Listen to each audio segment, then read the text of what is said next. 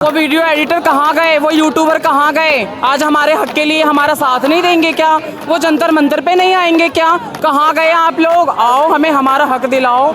ये transgender bill रद्द करवाओ। कहाँ गए यूट्यूबर, कहाँ गए वो इंस्टाग्रामर? आप मुझे बताइए, आप एक आदमी हैं, आप एक ट्रांस लाइफ चूज करेंगे कभी खुद से? आपने छक्कों को देखा है, किन्नर्स को देखा है, ट्रांस वुमेन को देखा है सड़कों पे। आप कभी ट्रांस बनना चाहेंगे? आप ऐसी लाइफ जीना चाहेंगे? मैं आपसे पूछ रही हूँ, हाँ या ना? नहीं, मैं एग्जैक्टली नहीं जीना चाहेंगे। तो अब ये चाहते हैं कि हम ऑलरेडी स्ट्रगल करके इस लाइफ को जिए, उसके बाद हम इन्हें प्रूव करें कि हाँ हम लोग ट्रांस है।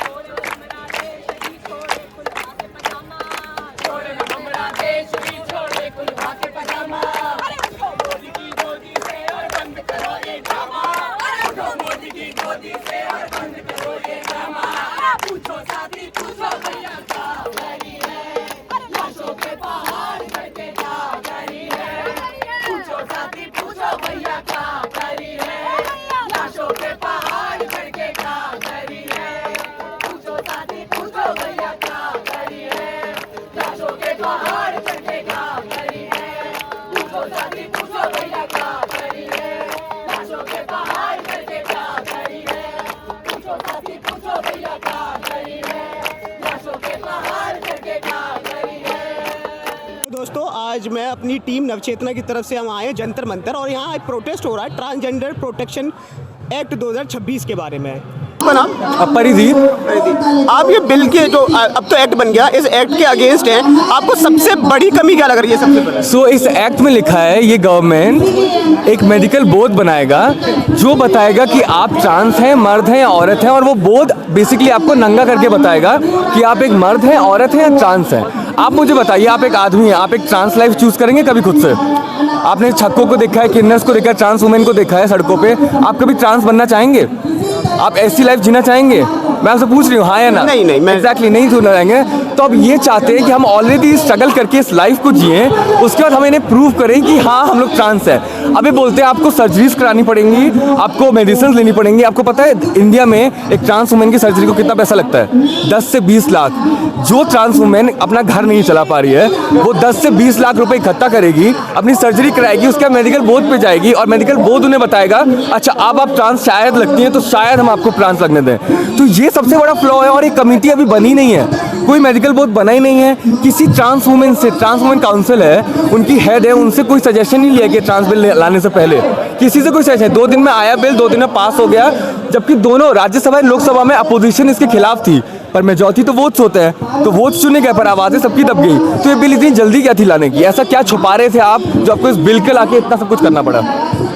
दूसरा जो मैंने पढ़ा, ये बिल मेरे हाथ में इस समय, मैंने एक और चीज़ इसमें पढ़ी कि ये नालसा जजमेंट को भी डिनाई कर रहा है। तो आप इस पर क्या? वही तो मैं कह रही हूँ, आप नालसा चुन लीजिए। आप राज्यसभा लोकसभा सबने देखा क्या हुआ वहाँ पे, अपोजिशन खिलाफ थी, majority of the opposition was against this bill, आपने स्टिल पास कर दिया। तो नालसा इन लोग के लिए क्या, इस गवर्नमेंट के लिए कोई अदर बॉडी इंपॉर्टेंट नहीं है, वो जो चाहेंगे वो होगा, पर ये कम्युनिटी रिजलियंस से जीती है। कि जो ट्रांसजेंडर थर्ड पर्सन कहना सही रहेगा, सारी कैटेगरी आती है इसमें। थर्ड पर्सन जेंडर जो है उसको बहुत सारे डिस्क्रिमिनेशन का सामना करना पड़ता है जो आम इंसान नहीं समझ पाता।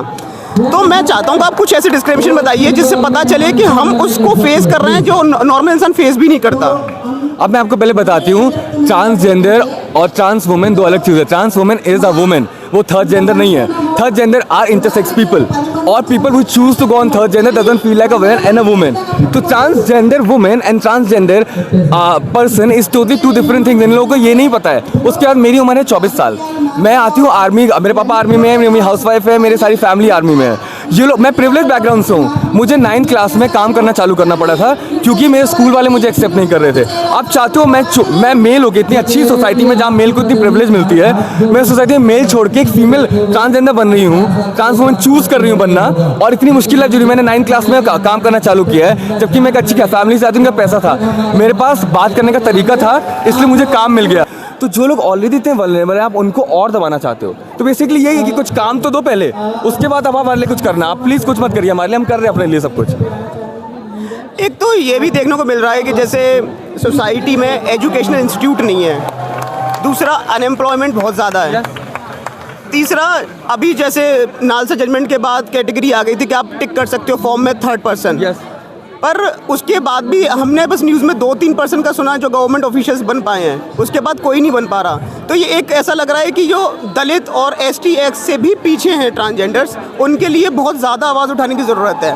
तो आपके क्या मीडियम से मोड हैं कि जिससे आप सोच रहे हैं कि आगे आने वाले टाइम में हम और बेहतर अपने आप को रिप्रेजेंट कर पाएंगे? मैं एक आर्टिस्ट हूँ, मैं प्रोफेशनली डांस कर रही हूँ 12 साल से, एंड मैं एक ड्रैग आर्टिस्ट हूँ जो 5 साल से ड्रैग कर रही हूँ।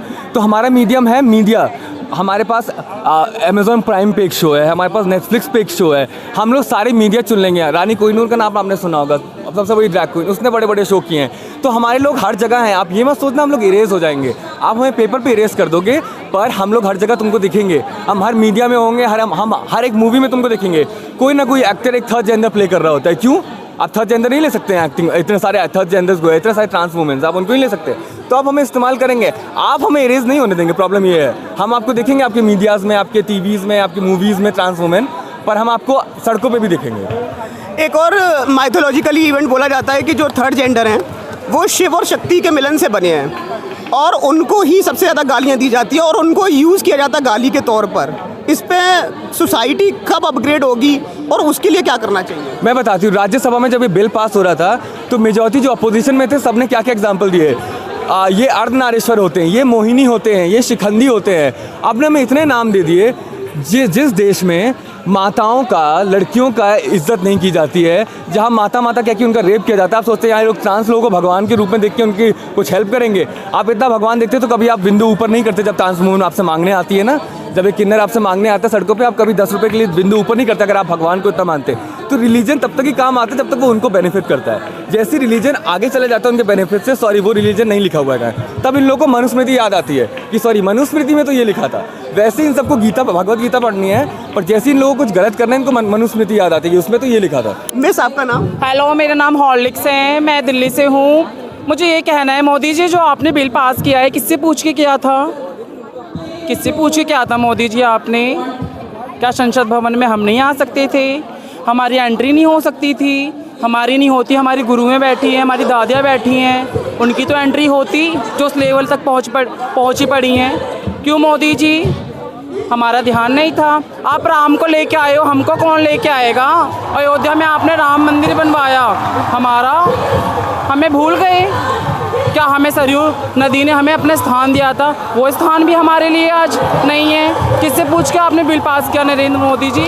मुझे ये बताइए, आपने किससे पूछ के ये जो बिल पास किया ट्रांसजेंडर पे, किससे पूछ के किया? और किया भी तो आपने 2 बात नहीं की, आपने संसद भवन में जो बात रखी बिल पास के, किससे पूछ के किया था मोदी जी? इससे अच्छा तो हमारे लिए जया बच्चन जी हैं। मैं उनके परिवार के लिए दुआ करूं, उनका परिवार बना रहे, हमारी ऐश्वर्या राय बनी रहे, उनकी भी बच्चे बने रहे। ऐसा क्यों कहना चाहिए? ऐसा मैं इसलिए कहना चाहूँगी क्योंकि जय बच्चन जी ने हमारी कम्युनिटी को लेकर, हमारे समायों को लेकर, समुदायों को लेकर उन्होंने जो बात कही है, और भी संसद भवन में जिन्होंने हमारे लिए बात कही है, उन्होंने बहुत अच्छी बात कही है, बहुत ही अच्छी बात कही है। उन्होंने हमारा सपोर्ट किया। मोदी जी आप राम को लेके आए थे, हमें भूल गए, और हमें तो आप राम को लेके आए तो राम हमें लेके आएंगे। आपको जहाँ तक बिल पास करना करते रहिए, हम मरते दम तक लड़ेंगे। अगर हमें यमराज भी लेने आएगा ना, हम यमराज को भी अपने पास खींचेंगे और अपने इस जंतर मंतर पे शामिल करेंगे। हमें जहाँ जाना होगा हम वहाँ तक जाएंगे। वो वीडियो एडिटर कहाँ गए? वो यूट्यूबर कहाँ गए? आज हमारे हक के लिए हमारा साथ नहीं देंगे क्या? वो जंतर मंतर पे नहीं आएंगे क्या? कहाँ गए आप लोग? आओ, हमें हमारा हक दिलाओ। ये ट्रांसजेंडर बिल रद्द करवाओ। कहाँ गए यूट्यूबर, कहाँ गए वो इंस्टाग्राम। मेरा तो यही कहना है, ये देखो आप आज कितनी जनसंख्या खड़ी है, अभी तो ये कुछ नहीं है। आने वाले 6 अप्रैल को यहाँ पे और भी संख्या मिलेंगी, क्या आप उसको रोक लोगे?